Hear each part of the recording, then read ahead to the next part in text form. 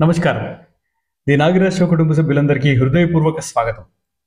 ఈ రోజు మనం వినబోయే వేమన పద్యం యొక్క తాత్పర్యం, మనము ఒక 500 మోటివేషనల్ వీడియోలు చూసినా, 500 మానసిక వికాస పుస్తకాలు చదివినారా అన్నటువంటి పరిజ్ఞానం ఈ ఒక్క పద్యం యొక్క తాత్పర్యం, భావం తెలుసుకోవడం వల్ల కలుగుతుంది.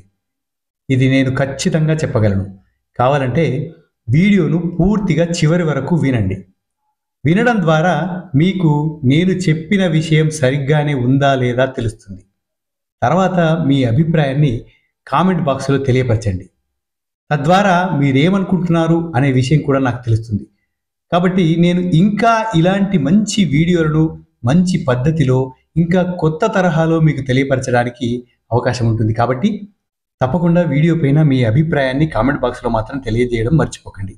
అలాగే నేను చేస్తున్న ఈ ప్రయత్నం మీకు బాగా నచ్చితే ఒక లైక్ చేయండి. ఎందుకంటే ఇలాంటి మంచి మంచి వీడియోలు యూట్యూబ్ వాడు ఎక్కువ మందికి రికమెండ్ చేయాలి అంటే దానికి తోడ్పాటును అందించేది కేవలం మీ లైక్ మాత్రమే. కాబట్టి తప్పకుండా లైక్ చేయడం మాత్రం మర్చిపోకండి. ఇక వేమన పద్యం ఏంటి, ఆ పద్యానికి సరిపడేటటువంటి విష్ణు శర్మ గారి కథ ఏంటో తెలుసుకుందాం. ఆ కథను విన్న తర్వాత వేమన గారి పద్యం యొక్క సంపూర్ణమైన భావాన్ని మానసిక వికాస సూత్రాలతో పోలుస్తూ తెలుసుకుందాం రండి.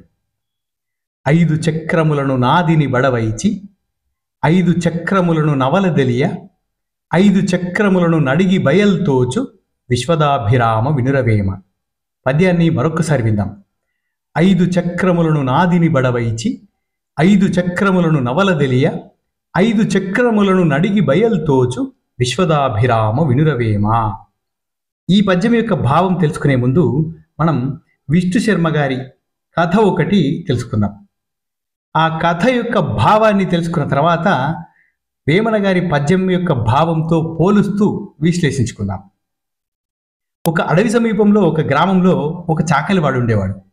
అతని దగ్గర ఉద్ధతుడు అనే పేరు గల ఒక గాడిద ఉండేది. పగలంతా బరువులు మోసి అలసిపోయిన ఆ గాడిదకు రాత్రిపూట స్వేచ్ఛగా తిరిగే అవకాశం లభించేది. అలా తిరుగుతున్నప్పుడు దానికి కరకటకుడు అనే నక్కతో స్నేహం ఏర్పడ్డది. ఇద్దరు స్నేహితులు ప్రతి రాత్రి సమీపంలోని దోసకాయల తోటలోకి దూరి కడుపు నిండా దోసకాయలు తిని ఆనందంగా గడిపేవారు. ఒకరోజు పండు వెన్నెల రాత్రి చల్లని గాలి వీస్తుండగా దోసకాయలు తిని బలిసిన గాడిదకు విపరీతమైన ఆనందం కలిగింది. అది నక్కతో ఇలా అంది, మిత్రమా, చూడు, ఈ రాత్రి ఎంత అద్భుతంగా ఉందో. నా కడుపు నిండి ఉంది, మనసు ఉత్సాహంగా ఉంది, నాకు చక్కగా పాట పాడాలని ఉంది, నా గాన మాధుర్యంతో ఈ రాత్రిని మరింత అందంగా చెయ్యాలని ఉంది అని నక్కతో గాడిద అంది. ఆ మాటలు వినగానే నక్క అదిరిపడ్డది. మిత్రమా, వద్దు, ఈ సాహసం చేయకు. మనం దొంగతనంగా ఇక్కడ మేస్తున్నాం. నీవు పాడితే ఆ శబ్దానికి తోట యజమానులు నిద్రలేచి వస్తారు. మన ప్రాణాలకే ప్రమాదం. గాడిద స్వరానికి ఎవరు ఆనందిస్తారు చెప్పు? పైగా అది అపశకునమని కర్రలతో కొడతారు. దయచేసి నీ కోరికను అదుపులో ఉంచుకో అని బతిమాడింది. కానీ గానం చెయ్యాలనే తీవ్రమైన కోరిక, ఇంద్రియ చాపల్యంతో ఉన్న గాడిద నక్క మాటలను పెడచెవిన పెట్టింది. నీకేం తెలుసు సంగీతం గురించి? నీవు అడవి జంతువువి. నా గాత్ర మాధుర్యం నీకు అర్థం కాదు. నేను పాడి తీరతాను అని గర్వంగా పలికింది. తన గొంతుపైన తనకున్న అపారమైన నమ్మకం అలాంటిది. గాడిద మూర్ఖత్వాన్ని గ్రహించిన నక్క, సరే మిత్రమా, నీ ఇష్టం. నీవు పాఠం మొదలుపెట్టేలోపు నేను ఈ కంచె అవతల పొంచి ఉంటాను.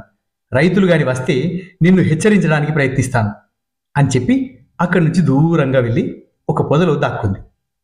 నక్క వెళ్ళగానే గాడిద తన తలను పైకెత్తి చెవులు రిక్కించి గొంతెత్తి ఒండ్ర పెట్టడం, అంటే గాడిద ఉద్దేశంలో పాడటం మొదలుపెట్టింది. ఆ అపశృతి గానం నిశ్శబ్దంగా ఉన్న రాత్రిలో ప్రతిధ్వనించింది. ఆ శబ్దం విన్న తోట యజమానులు, ఏదో గాడిద మన దోసకాయలను నాశనం చేస్తోంది అని కర్రలు తీసుకుని పరుగున వచ్చారు. పాటలో మైమరిచి ఉన్న గాడిద వారి రాకను గమనించలేదు. రైతులు దాన్ని చుట్టుముట్టి అది కదలలేనంతగా చితకబాదారు.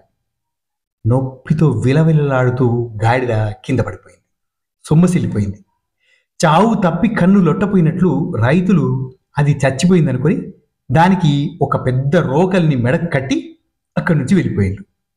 కొంతసేపటికి గాడిద నెమ్మదిగా తేరుకొని మెడకు వేలాడుతున్న రోకలి బరువుతో అతి కష్టం మీద నడుచుకుంటూ నక్క దగ్గరకు వచ్చింది. దాని దుస్థితిని చూసి నక్క జాలిపడుతూ, మిత్రమా, ముందే చెప్పాను కదా, మాట వినకుండా ఇంద్రియ చాపల్యానికి పోయి అనవసరంగా పాట పాడి ప్రాణాల మీదకి తెచ్చుకున్నావు అని అంది. ఇది విష్ణు శర్మ గారు రాసిన పంచతంత్రంలోని ఒక అద్భుతమైన కథ.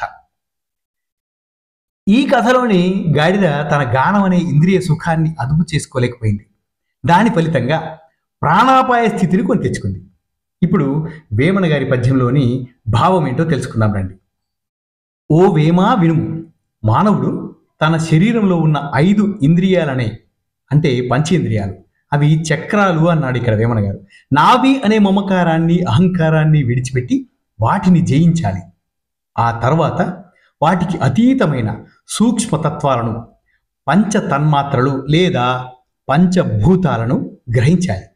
ఈ విధంగా స్థూల సూక్ష్మ ఇంద్రియ వ్యాపారాలన్నీ అణిగిపోయినప్పుడు వాటికి ఆధారమైన పరమాత్మతత్వం, అంటే బయలు, శూన్యం, ఆత్మ అనే అర్థాలను మనం ఇక్కడ తీసుకోవచ్చు, స్వయంగా అనుభవంలోకి వస్తుంది.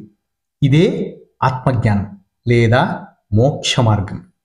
ప్రతి పాదం యొక్క అర్థాన్ని ఒక మానసిక వికాస సూత్రంతో పోల్చి చూసుకుందాం. 5 చక్రములు అనగా పంచేంద్రియాలు: కన్ను, ముక్కు, చెవి, నాలుక, చర్మం. కన్నుకు చూపు, ముక్కుకు వాసన, చెవికి శబ్దం, నాలుకకి రుచి, చర్మంకు స్పర్శ. వీటిని నాది అనే అహంకారంతో, మమకారంతో చూడటాన్ని నాదిని అంటారు. బడవైచి అన్నాడు వేమన గారు, అంటే విడిచిపెట్టి, జయించి. పంచేంద్రియాల ద్వారా కలిగే సుఖదుఖాలను, అనుభవాలను బానిస కాకుండా ఈ అనుభూతులు నావి అనే తాదాత్మ్యతను వదిలించుకోవాలి. అంటే అనాసక్తత మరియు స్వీయ నియంత్రణ కలిగి ఉండాలి. ఆధునిక మనస్తత్వ శాస్త్రంలో దీన్ని మైండ్ఫుల్నెస్ అంటారు. దీన్ని ఎమోషనల్ రెగ్యులేషన్తో పోల్చవచ్చు.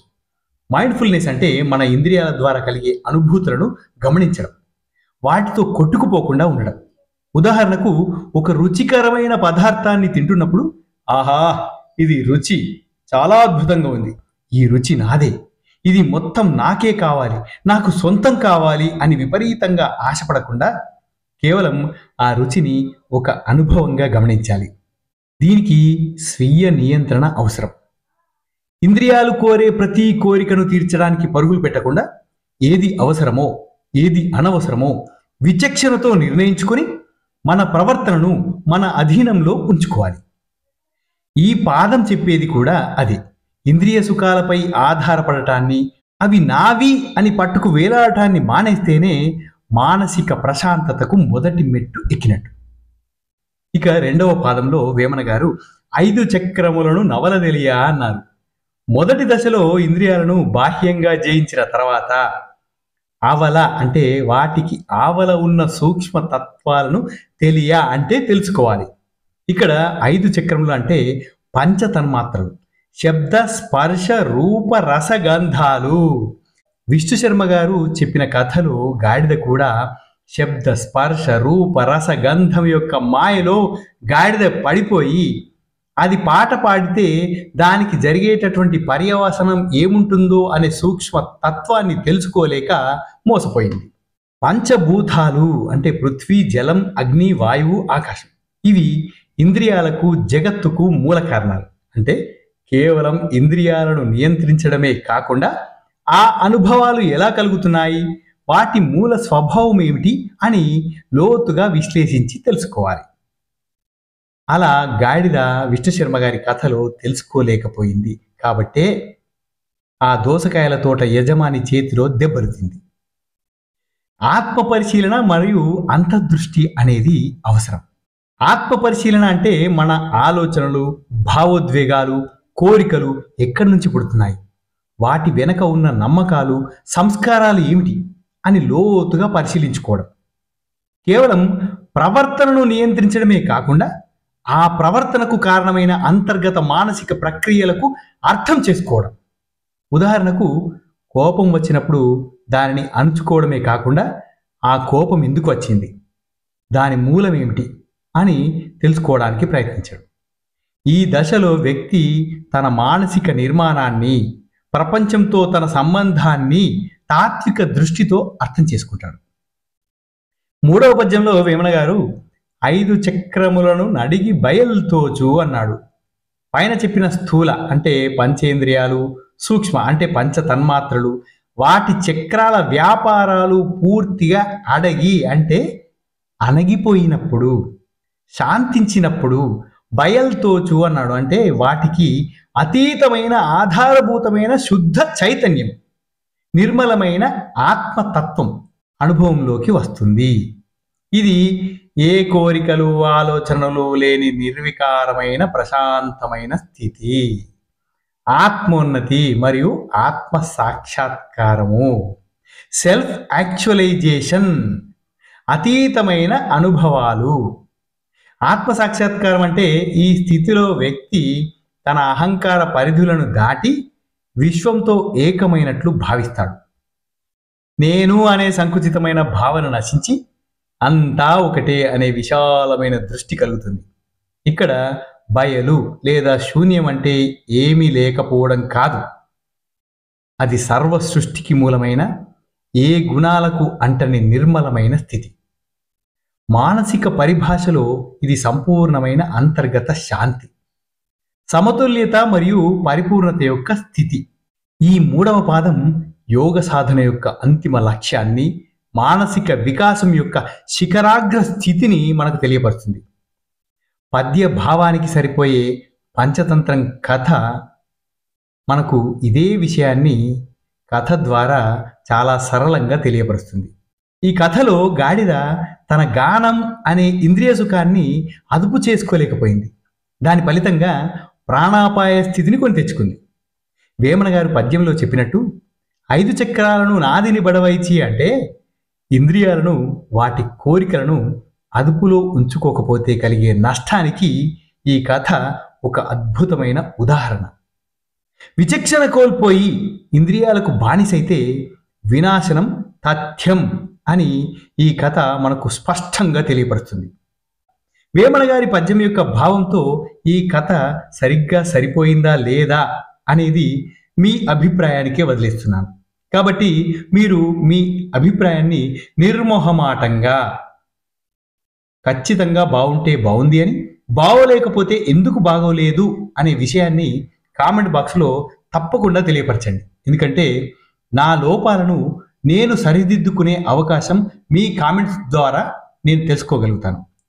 కాబట్టి మంచి మంచి వేమన గారి పద్యాలు, ఆ పద్యంతో సరిపోయే భావనతో ఉన్నటువంటి కథలను మీ ముందుకు తీసుకురావాలి అంటే నన్ను నేను ఇంకా మార్చుకోవాలి, నేను ఇంకా నేర్చుకునే స్థితిలో ఉన్నాను. కాబట్టే మీ అభిప్రాయాలు నాకు ఎంతో అమూల్యమైనవి అని మీరు తెలుసుకొని మీ అభిప్రాయాన్ని తప్పకుండా తెలియపరచండి. ఇలాంటి మరొక వేమన పద్యం, మరొక కథతో మరో వీడియోలో మీ ముందుకు వస్తాను. అంతవరకు సెలవు. ధన్యోస్మి. శుభం భూయాత్.